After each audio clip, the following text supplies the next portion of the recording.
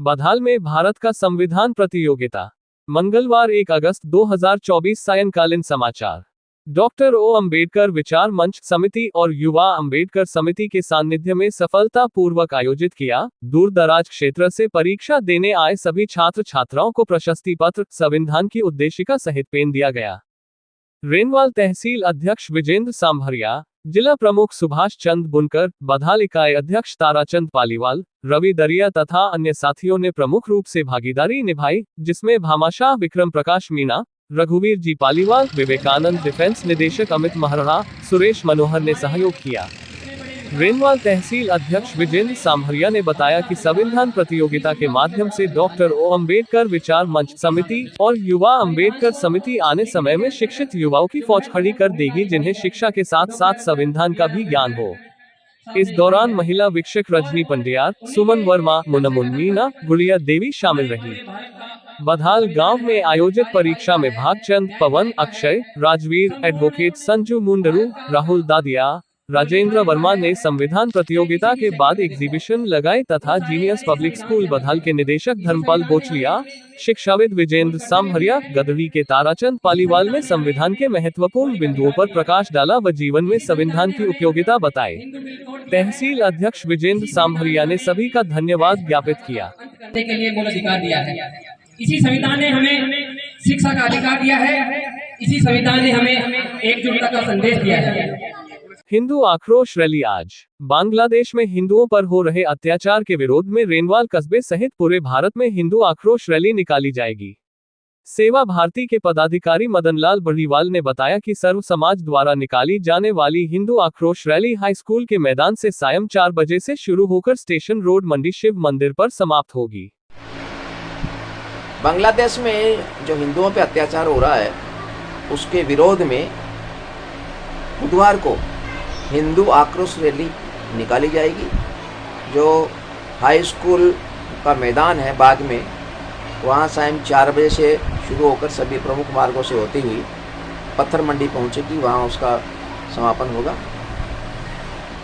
जयपुर। अप्रैल 2019 से पहले के वाहनों पर HSRP प्लेट नहीं होने पर बनेंगे चालान। आज से यातायात पुलिस को चालान बनाने का अधिकार। दोपहिया वाहनों का पहला चालान बनेगा 2000 रुपये का, वहीं चौपहिया वाहन का पहला चालान बनेगा 5000 रुपये का। जिस चालक के पास HSRP बुकिंग की रसीद उसका नहीं कटेगा चालान।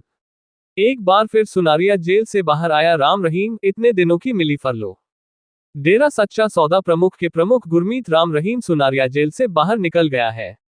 लगभग 6:30 बजे पुलिस सुरक्षा में राम रहीम जेल से निकल बाहर आया है। वहीं राम रहीम को 21 दिन की फरलो दी गई है।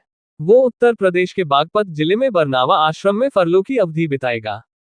आपको बता दें कि 2 साध्वियों के यौन शोषण मामले सजा मिलने के बाद साल 2017 से राम रहीम रोहतक जेल में बंद है। ऐसा कहा जा रहा है कि अब वे उत्तर प्रदेश के बागपत स्थित आश्रम में रहेंगे। सीकर। दातारामगढ़ आजादी का अमृत महोत्सव उपखंड स्तरीय तिरंगा रैली का हुआ आयोजन। दातारामगढ़ उपखंड अधिकारी गोविंद सिंह ने हरी झंडी दिखाकर रैली को किया रवाना। रामगढ़ बस स्टैंड से खाचरियावास भीरू सिंह शेखावत स्मारक पहुंची रैली। उपखंड स्तरीय कर्मचारी जनप्रतिनिधियों ने लिया तिरंगा रैली में भाग। 100 मीटर लंबा तिरंगा और ऊंट की झांकी रही आकर्षण का केंद्र। दातारामगढ़ तहसीलदार महिपाल सिंह, सरपंच प्रभु सिंह रहे मौजूद। सीकर। खाटू श्यामजी बाबा श्याम की नगरी में बाइक तिरंगा रैली का हुआ आयोजन। तोरण द्वार पर स्लोगन लिखकर श्रद्धालुओं को किया जागरूक। कस्बे के गणमान्य लोग तिरंगा रैली में हुई शामिल। तोरण द्वार से मुख्य बाजार से होकर रैली का हुआ आयोजन।